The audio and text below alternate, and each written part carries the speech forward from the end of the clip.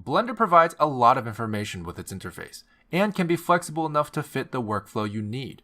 Let's go over some of the basics on how to interpret and interact with Blender's UI. Before we begin, I want to point out that there is a very handy display at the very bottom of the user interface. This is an informative display that lets you know what each click can do in the context your cursor is at the moment. It also applies to when certain hotkeys are being held down to change the function of certain clicks. For example, if you hold Shift, you can see the information at the bottom changing. It tells us that without holding Shift, your middle mouse button rotates your perspective, but holding Shift pans your perspective. Feel free to refer to this display at any time while watching this series or playing around with Blender to learn more of its features. As a quick reference, here are what some of the mouse icons translate to.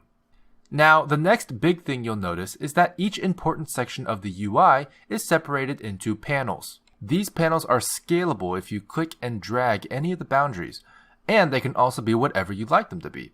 Simply click the drop-down menu in the top left or bottom left of a panel and select a different type of editor. You can also create more panels by right-clicking a boundary, clicking Split Area, and then left-clicking at a position of the screen you desire. To delete a panel, simply right-click a boundary, click Join Area, and left-click over the panel you'd like to overwrite.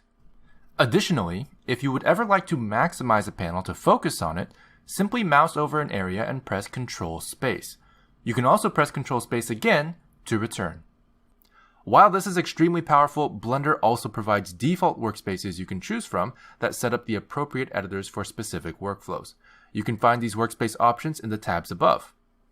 For hotkey users, you can press Control Page Up or Control Page Down. We will be going over each of these workspaces in future videos. However, for this video, we will focus on the primary editors of the Layout workspace. Further introduction of other editors will be given in editor-specific videos. So, let's begin. If you saw our viewport navigation video, then you already know what the viewport is. This is where our 3D scene is displayed. In this editor, you can perform a variety of tasks that interact with your 3D scene and its objects. However, it's important to note that there are two helpful quick menus in the viewport. Simply press T as in Tools, or left-click this arrow here to expand the Quick Tools menu for the viewport. This includes tools such as the Select Box, Move, Rotate, and Scale.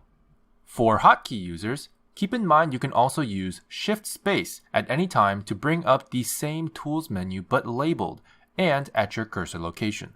This works similarly to a pie menu in that you have the option to hold the Shift Space hotkey, move your cursor to the tool you want, and release the hotkey to select a tool. You can also press N as in number or left-click the arrow on the right to open additional quick settings, which include your item's transformation data, tool-specific settings, and other viewport options. You'll notice here there is an option for the 3D cursor. This is a very powerful tool which you can see right here. This red and white circle acts as the spawning point for any new objects and can be used as a reference for pivoting, which we'll go over in another video. To place it around your scene, simply hold Shift and right-click. To recenter the cursor, simply press Shift S and select Cursor to World Origin from the pie menu, or adjust the location and rotation settings in the right-hand side quick menu. Now, this feels like a good time to explain what pie menus are for those who are unfamiliar. Pie menus are quick wheel menus that appear around your cursor after a hotkey is pressed. You have three options when navigating a pie menu. The first option is to right-click to cancel in case you changed your mind. The second option is to press and hold the hotkey to initiate the pie menu, drag your cursor to your desired choice, then let go of the hotkey to select, with no clicking necessary. Or the third option is to let go of the hotkey that initiated the pie menu before moving your cursor, then use your cursor to left-click select the option you like. After you get used to where each option is, this can greatly speed up your workflow while also making several options available with less keystrokes. Throughout this series, you will see pie menus quite often for various different contexts. Now below the viewport we have the timeline. This controls playback of your animation. You can zoom in and out with your scroll wheel, drag the timeline with your middle mouse button, change the start and end frames for your output, and create and manipulate keyframes, all of which we'll go over in another video. The Properties editor contains several tabs vertically to display the properties of your scene, your current tool, and whatever object you have selected. To start at the top, this first tab represents the options your currently selected tool in the viewport may have. In this case, the Select Box tool gives you a few different selection options. The next few tabs, which you can see are separated by a small gap, contain your scene-specific properties. Just to clarify, your scene refers to your entire 3D scene. However, you can create more than one scene in a single Blender file by clicking up here. You can also select a scene from existing scenes using this drop-down. This back-facing camera icon is your Render tab.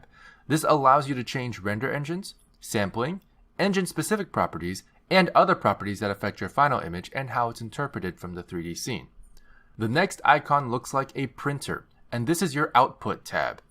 This is where all of your output settings can be tweaked before render: resolution, frame rate, file path, file type, and much more. The icon that looks like a stack of photos is the View Layer tab, and is similar to what used to be called render layers. View layers are typically used to separate background and character passes, for example, for easy compositing after a render. However, you'll notice this is only the pass properties, not the objects, and it's for only one view layer, the one we're currently in. To select a different view layer to change its properties, you'll need to go up here, similar to creating a new scene. You can create and select existing view layers here. While we're on the topic, I'd like to point out what this panel above Properties is for. In order to specify which collections of objects are rendered out in each view layer, you can check and uncheck collections here in what's called the Outliner. I highly recommend using descriptive names for your collections and view layers by double-clicking them, but we will go over this in another video. Next, we have the General Scene tab. This has other miscellaneous scene properties that affect your scene, such as your active camera, your units, and rigid body settings. Finally, the Globe icon is the final tab of this section and is called the World tab. This includes properties for the sky and air of your scene. In other words, the surface option for your world is the shader used for your sky or background color, while Volume allows for volumetric lighting throughout the atmosphere of your scene as a whole, such as fog or mist.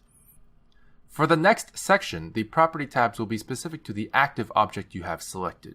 So in this case, I will select the cube. Our first tab is the Object tab. This contains basic information such as location, rotation, and scale of the object. You can also specify parent-child relationships, which collections it belongs to, and visibility of the object. The next tab is a very important tab for Blender. Represented by a wrench icon, the Modifiers tab allows for powerful manipulation of objects using predefined modifiers. Simply select a modifier from the drop-down menu to add it to the stack below. You can use as many modifiers as you like and change the order or application of these modifications using these arrows.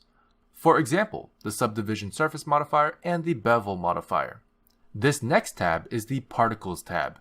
You can see the icon looks like an object shooting particles out from its main body.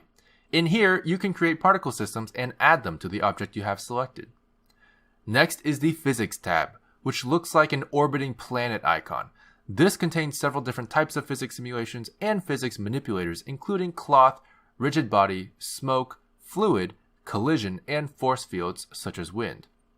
The next icon looks like two objects wrapped together. This represents the Constraints tab. This tab is very similar to the Modifiers tab, but deals more so with relationships of the objects you have selected with other objects or values, rather than manipulating the object by itself. You can have an object copy the location of another object with the Copy Location constraint, stay above the ground with the Floor constraint, or point at another object with the Tracking constraints. The green triangle icon is for your object's mesh data. To explain what mesh data is, I can tell you that the reason why our cube is a cube is because of the mesh data. If I were to take this exact same object and change the mesh data, its shape would not be the same, but its object properties such as its location would remain the same. Here you can manipulate your vertex groups, also known as weight maps, your shape keys, also known as blend shapes, and your UV maps. Other geometry-specific settings belong here as well.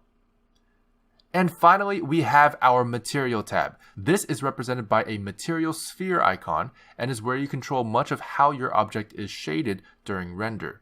The material you choose here will affect how shiny your object is, what color it is, and how rough it may appear to be. The final tab is actually in a different section, as you can see. There's a small gap there. This is the Texture tab, represented with a checkered canvas icon, and is not object specific. Textures exist as separate entities that can be referenced for a number of things, including the world, aka skybox, materials, or brushes. Because of this ubiquity, they are in a separate section. Before we move on, let's go ahead and left-click to select our lamp object. This is the dotted circular thing you see next to our cube. Once you have that selected, you'll have access to its lamp properties, which looks like a light bulb. This is where you can tweak its brightness, the radius of light, whether or not it casts shadows, and what type of lamp it is. We can also left-click to select our camera object, which is this sideways rectangular pyramid shape we have here. Now you should have access to the camera options, which include focal length, perspective type, and much more. And that's the summary for the default layout workspace we see when we open Blender. I hope this is helpful for you, and I'll be going into more detail about the other workspaces and what each editor does in separate videos.